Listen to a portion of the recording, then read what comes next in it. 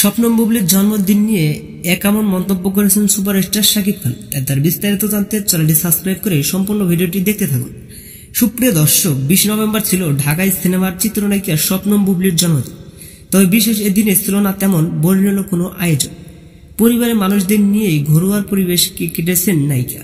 এদিকে ফেসবুকে কেক কাটার ছবি পোস্ট করেছেন বুবলি, যা দেখে বোঝা যাচ্ছে নিজের বাসাতেই আছেন তিনি। সেখানে সন্তান ও বাবা মার সঙ্গে কেক কেটেছেন অভিনেত্রী। ছেলের সঙ্গে জন্মদিনের কেক কাটার ছবি প্রকাশ করে খানিকটা আবেগপ্রবণ হয়েছেন বুবলি। তিনি লেখেন, জীবনের থেকে সুন্দর সময় কি আর হতে পারে। আমার বাপজান আমাকে আগলে রাখে, তাই প্রতিটা দিনই আমার জন্মদিন, আলহামদুলিল্লাহ।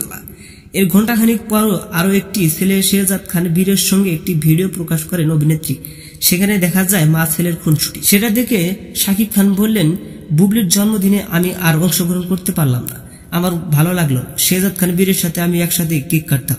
তো সুপ্রিয় দর্শক, শাকিব খানের মুখ থেকে এমন কথা শুনে আপনি কি ভাবছেন সেটা ভেবে কমেন্ট করতে পারেন নিচে কমেন্ট বক্সে। ধন্যবাদ পুরো ভিডিওটি উপভোগ করার জন্য।